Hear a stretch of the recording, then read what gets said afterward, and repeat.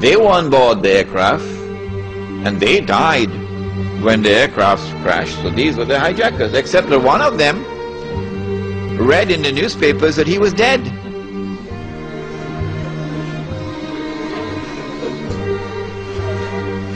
So he went to the Saudi government and he said to the Saudi government, "It seems to me as though I'm alive."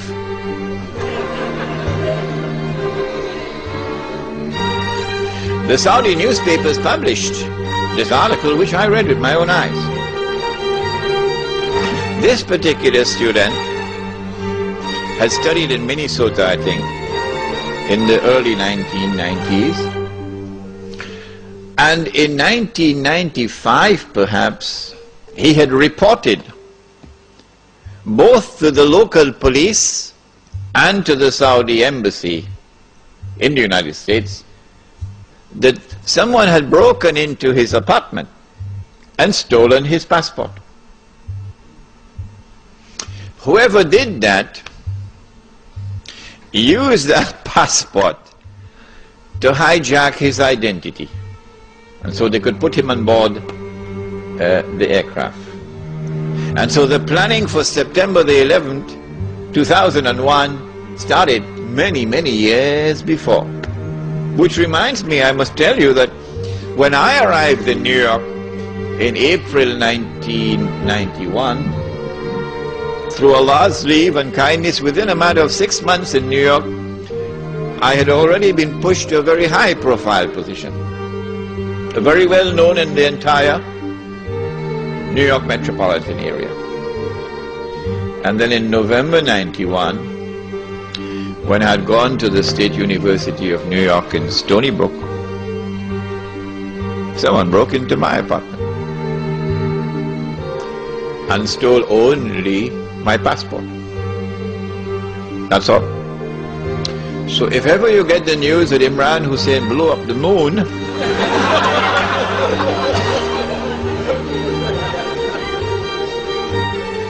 you'll understand the background. They're holding it. They've not as yet used it. So if ever you get the news that Imran Hussein blew up the moon,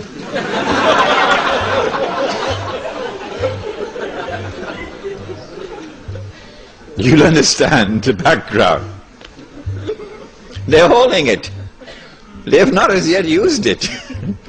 But the more I talk about it, the less likely that they can use it. My passport, therefore my identity. Why so many Saudis? It's suspicious. And why these middle-of-the-road Saudis? The answer is because Saudi Arabia, the government of Saudi Arabia, has a friendly relationship with the United States. In fact, there is something common between the state of Saudi Arabia and the state of Israel which would surprise you. They are sisters. The same forces who work for the establishment of the state of Israel are the same forces who work for the establishment of the state of Saudi Arabia.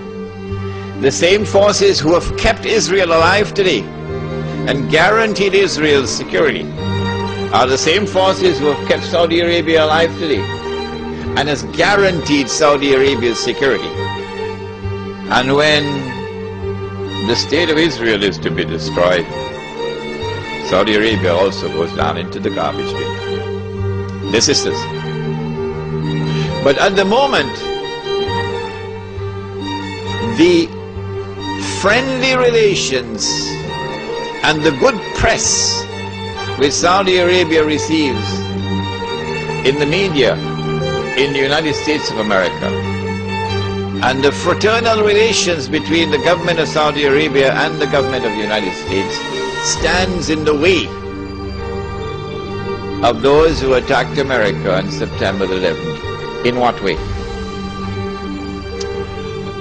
I said to you last time I was here that the United States cannot attack Iraq until a particular moment arrives.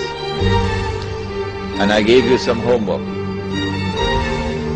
I ask you to think, Iraq does not pose any threat to the United States. It does not pose any threat to the state of Israel. The Israelis have to be digging and digging and digging for a strategy to be able to make Iraq look threatening. So now they're coming up with all kind of fancy theories about biological weapons and weapons of mass destruction and so on. It's just dust in the eye. Well, and if Israel does not pose any threat, why all of this hullabaloo, all of this shouting from the mountain tops about attacking Iraq? And who, in military strategy, which commander-in-chief, which country which is about to wage war, which country will announce for 1 year in advance, 2 years in advance, we're going to be attacking you? And then publish in the newspapers all kinds of alternative strategies, how to attack. It sounds suspicious. Sounds like the attack on Iraq is not for military purposes. Sounds like the attack on Iraq is for political purposes, so that political dividends might accrue from it. What are those political dividends? That is at the heart of the beginning of my talk tonight. I do not want to return to the lecture I gave last year, in which I began with the ruling state of Britain and identified that with the hadith, a day like a year. The hadith of Tamim ad-Dari. You shaking your heads? Imam? I'm going to have to repeat that lecture now? Yeah? A day like a year? Okay, if you didn't hear that lecture, we don't have the time tonight to repeat it, so the tape recording is downstairs. Abu Rahman has it downstairs. The hadith is a day like a year, a day like a month, a day like a week when Dajjal is released, okay? And we identify the island of Britain with a day like a year, and how did we arrive at that? We're not going to do that tonight, because we did that already. And then a day like a year ends, and it is followed by a day like a month, and one ruling state gave way to another. Britain is no longer the ruling state in the world. The United States of America now becomes the ruling state in the world. And in the same way that there was this mysterious, puzzling, baffling relationship between the island of Britain and the Holy Land, starting from the Balfour Declaration, so too now you have this mysterious, mystifying, baffling relationship between the United States of America and the State of Israel, which was so clearly apparent in Durban. World Conference on Racism and Racial Development, Racial Discrimination. When Israel walked out of the conference, because the whole world combined to condemn Israel for its atrocities on the Palestinian people, guess who walked out with Israel, holding on to Israel's coat's tail? Uncle Sam. Uncle Sam. So this puzzling, mystifying relationship between the second ruling state and Israel. The first ruling state and Israel, Britain and Israel. The second ruling state, the United States and Israel, is explained by a day like a month. And then we said that a day which is like a month is now coming to an end. And the September 11 attack on America is in many respects a parallel to another attack which had occurred many years earlier. There's a parallel between the two. That one was in the summer of 1914, okay? The assassination of the Grand Duke Franz Ferdinand in Sarajevo. And that attack, that act of terrorism, launched the First World War, the big war. Similarly, September the 11th, the same forces at work in the summer of 1914 are the same forces now at work. September 11th. With that attack in Sarajevo, Britain, which was the ruling state in the world, now during the First World War, has to yield to another ruling state, namely the United States of America. If you don't understand, go and read your history. Now with September the 11th, the attack is now on the United States to bring down the United States as the ruling state in the world. But in the process of bringing it down, the United States has some very important work to do for Israel. I can identify tonight two very important things that the United States has to do for Israel. There are many more, but there's no need to do more than simply two. In order for Israel to succeed the United States as a ruling state in the world, not only must the US economy collapse and the US dollar collapse, and when the US dollar collapses, it brings down the whole world of paper money with it. And if you don't believe me, just wait. Just wait. This is going to be the topic, Black Town, Wednesday night. Do please come on Wednesday night, because that is the most important lecture of all.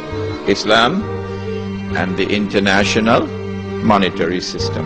Please come on Wednesday night for that lecture. Not only must the United States collapse its economy and its money, but in addition, Israel has to wage a big war, which even non-Muslim political analysts are now anticipating. A big war. Even Jews now within Israel, I'm getting emails, even Jews within Israel, Jewish academics who are in opposition to the Sharon government, they are now understanding that there's something big about to happen. And they're warning the world about it. Of course, it's too late now. Israel has to wage this big war, which is already planned long ago. And the territory of the state of Israel will dramatically expand.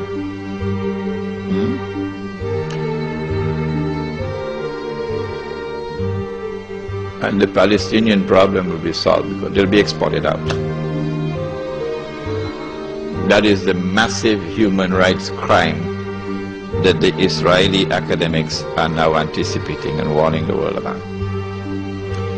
But in addition, in order for Israel to become the ruling state in the world, not only must she take control of all of this territory, she must also control the oil of the Middle East. Saudi oil, Iraqi oil, Kuwaiti oil, Gulf oil. But I don't see Israel taking Iranian oil.